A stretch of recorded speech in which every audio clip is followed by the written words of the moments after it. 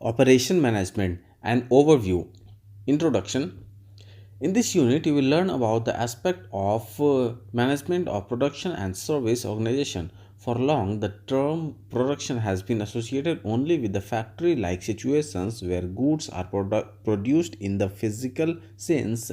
Factory has been defined as any premises in which persons are employees for the purpose of making, altering, repairing, ornamenting, finishing, cleaning, washing, breaking, demolishing, or adapting for sale any article. However, by generalizing the concept of production as the process through which goods and services are created, we can include both manufacturing and service organization within the purview of production management. Thus, the essential feature of the production function are to bring together people, machines, any materials to provide goods or services, thereby satisfying the wants of people. Inclusion of service within the scope of production enables us to look at the problem of production management in a much wider perspective. This brings a number of seemingly non-manufacturing sectors of economy such as transport, energy, health, agriculture, warehousing, banking, etc. within the scope of production system. That is why the term production and operation management or operation management have been suggested by many to indicate the general application of the techniques of management of machines and materials.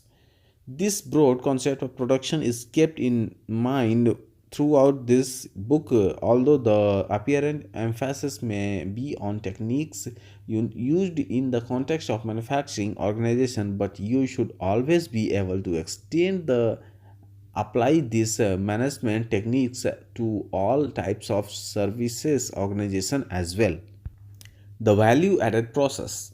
Perhaps a more general concept of operation instead of production will better include both manufacturing as well as service organizations. Organizations, either in manufacturing or in service, are purposeful activities of an organization's.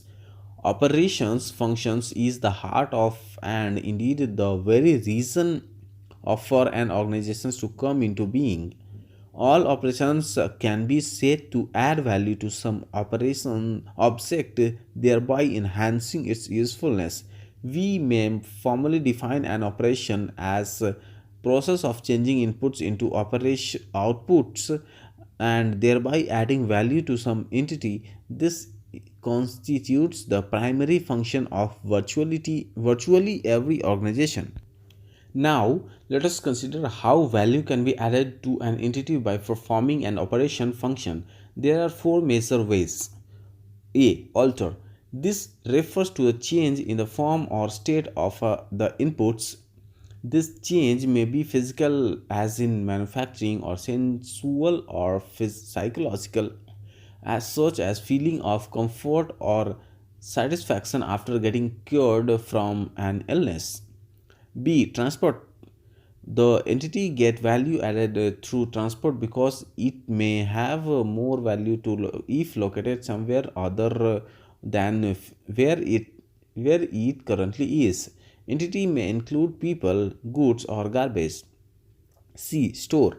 The value is enhanced if the entity is kept in the protected environment for some period of time, such as potatoes in cold storage or food grains in warehouses. D. Inspect.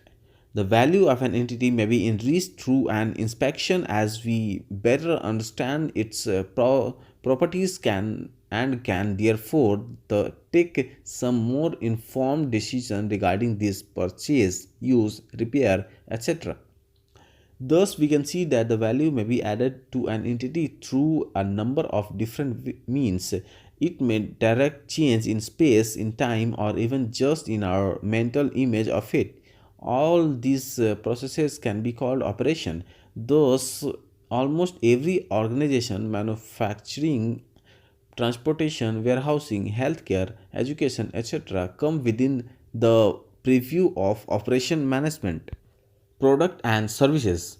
The output of an operation or production system may be in terms of end product physical goods such as automobiles or rendering a service such as in transportation, hospitals, educational institutions, cinema halls, etc. Rendering a service may involve physical goods or facilitating goods such as dentist making a set of false teeth while rendering dental care.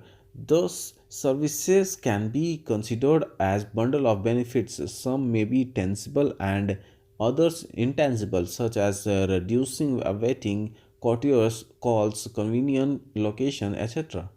And this may or may not be accompanied by facilitating goods.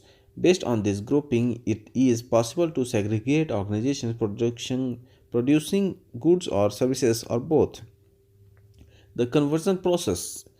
From the foregoing description, it should be clear that all production or operations functions are essentially a part of the conversion process, which transforms entities in shape, size, from location, space, time, and state. Hence, every organization can be considered essentially as a conversion system which converts input into outputs through the conversion process or operation. This aspect is further highlighted in the next section.